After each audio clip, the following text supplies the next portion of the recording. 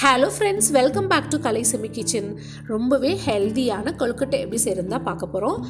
கொழுக்கட்டை வந்து நிறைய ஷேப்ஸில் செய்யலாம். இன்றைக்கி நம்ம பார்க்குறது வந்து பேசிக் ட்ரெடிஷ்னல் பிடி கொழுக்கட்டை தான்.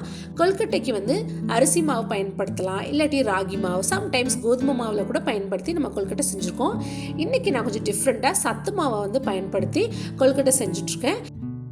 இந்த சத்து மாவு தயாரிக்கிற ப்ரொசீஜரை குயிக்காக பார்த்துடலாமா? ஒரு கப் ப்ரௌன் ரைஸை நல்லா தண்ணியில் அலசிட்டு வெயிலில் காய போட்டுடலாம். சப்போஸ் உங்களால் வெயிலில் காய வைக்க முடியாட்டி ஃபேனுக்கு கீழே கூட காய வச்சிடலாம். இந்த காஞ்ச ப்ரௌன் ரைஸ் எடுத்து ட்ரை ரோஸ்ட் பண்ணிக்கலாம். அடுப்பு லோ ஃப்ளேமில் வச்சு ட்ரை ரோஸ்ட் பண்ணுங்கள். சும்மா அந்த அரிசி வந்து நல்லா சூடாகி ஓரளவுக்கு கலர் சேஞ்ச் ஆனதுக்கப்புறமா நம்ம வேற ஒரு கிணத்துக்கு மாற்றிட்டு ஒரு கப் ராகியை வந்து ட்ரை ரோஸ்ட் பண்ணிக்கலாம். சத்து மாவுக்கு எப்போதுமே இன்க்ரீடியன்ஸை வந்து ட்ரை ரோஸ்ட் பண்ணி நம்ம பயன்படுத்தணும்னா ரொம்ப நாளைக்கு இந்த சத்து மாவை வச்சு பயன்படுத்தலாம். ஒரு கப் கருப்பு உளுந்து சேர்த்துக்கலாம். அந்த கருப்பு உளுந்தில் வந்து இரும்பு சத்து நிறையா இருக்கனால உடம்புக்கு ரொம்பவே நல்லது.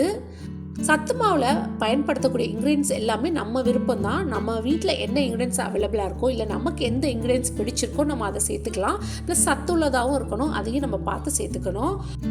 கோதுமை ஒரு கப் சேர்த்து ட்ரை ரோஸ்ட் பண்ணிவிட்டு சுண்டலும் ஒரு கப் எடுத்து ட்ரை ரோஸ்ட் பண்ணிக்கலாம். அடுத்து பொட்டுக்கல்லையை ஒரு கப் எடுத்து ட்ரை ரோஸ்ட் பண்ணிக்கணும். இந்த இன்க்ரீடியன்ஸ் எல்லாமே தனித்தனியாக ட்ரை ரோஸ்ட் பண்ணணும். அப்போ தான் ஈவனாக வந்து அது ரோஸ்ட் ஆகும். அடுத்து வந்து க்ரீன் கிராம் பச்சை பயிரை வந்து ட்ரை ரோஸ்ட் பண்ணிக்கலாம். இது எல்லாம் ட்ரை ரோஸ்ட் பண்ணும்போது அவ்வளோ மனமாக இருக்கும் வீடே. சிறுதானியங்களான கம்பு, குதிரைவாளி, திணை, இது மூணையும் சேர்த்து ட்ரை ரோஸ்ட் பண்ணிக்கிறேன். உங்களுக்கு இன்னும் வேறு ஏதாவது சிறுதானியங்கள் விருப்பம் இருந்தாலும் நீங்கள் சேர்த்து ட்ரை ரோஸ்ட் பண்ணிக்கலாம்.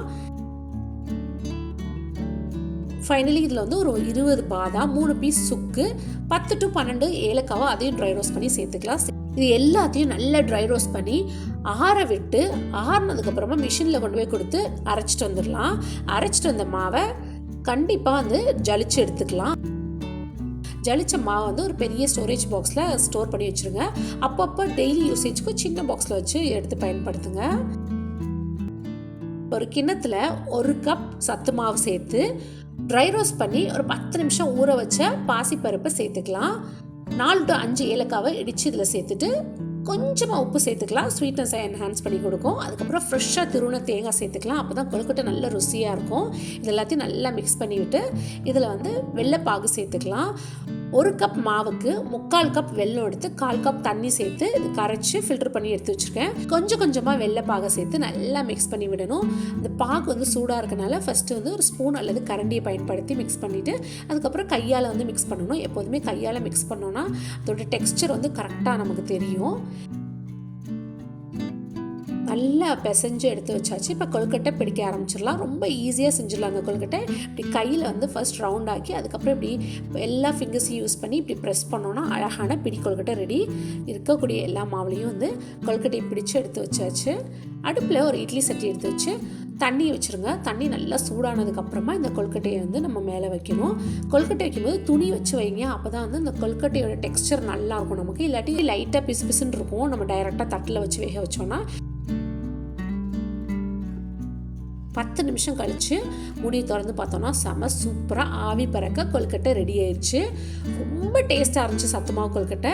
இது வந்து பெரியவங்களும் சாப்பிட்லாம், குட்டீஸும் ரொம்பவே விரும்பி சாப்பிடுவாங்க. ட்ரை பண்ணி பார்த்துட்டு உங்கள் வீட்டு குட்டீஸ்க்கெலாம் பிடிச்சிருந்ததான்னு எனக்கு கமெண்ட் செக்ஷனில் சொல்லுங்கள். இந்த வீடியோ பிடிச்சிருந்ததுன்னா லைக் பண்ணுங்கள், மறக்காமல் நம்ம சேனலை சப்ஸ்கிரைப் பண்ணுங்கள். கூடவே பக்கத்தில் இருக்க பெல் ஐக்கானை கிளிக் பண்ணுங்கள். அப்போ தான் நான் போடுற வீடியோஸில் உங்களுக்கு நோட்டிஃபிகேஷனில் வரும். தேங்க்ஸ் ஃபார் வாட்சிங்.